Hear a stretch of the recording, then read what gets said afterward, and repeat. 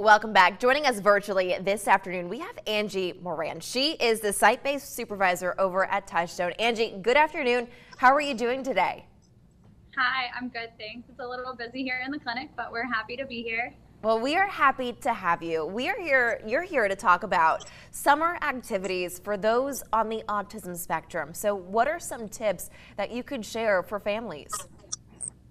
I think a few things come to mind, and getting in the kitchen is one of those things. So it's a really great way to practice skills like listening and potentially reading or sequencing if you have pictures of what comes first and what to do next, or even math when you're measuring out.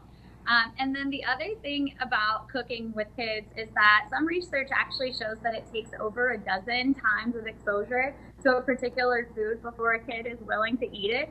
So that's a really good way to introduce new things without really making it mandatory that they taste them, but they're just getting in the kitchen and getting involved, you know? Mm-hmm. Go ahead. Other things that they do is maybe swimming, and if you're not comfortable with full swim lessons at this time, maybe it's a little kid or somebody who has some sensitivities to getting wet.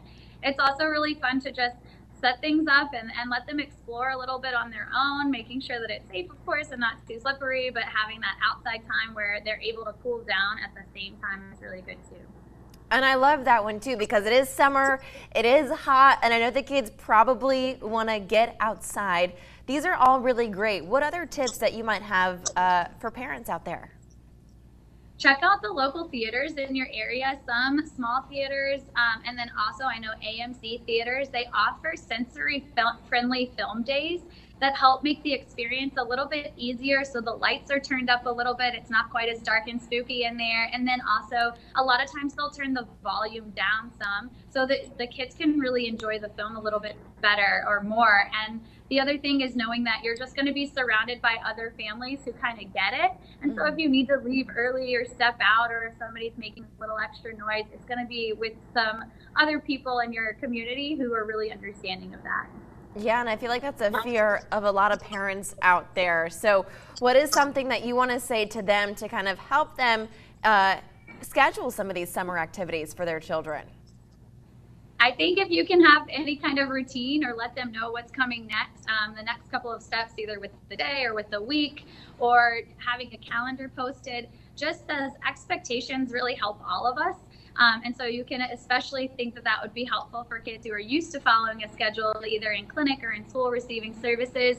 And during this summer period, it's a little bit more chaotic for both them and parents. So having that schedule to refer to is usually helpful. Angie, well, these are all wonderful tips that you've shared with us this afternoon. Before we go, really quickly, how can parents at home learn more?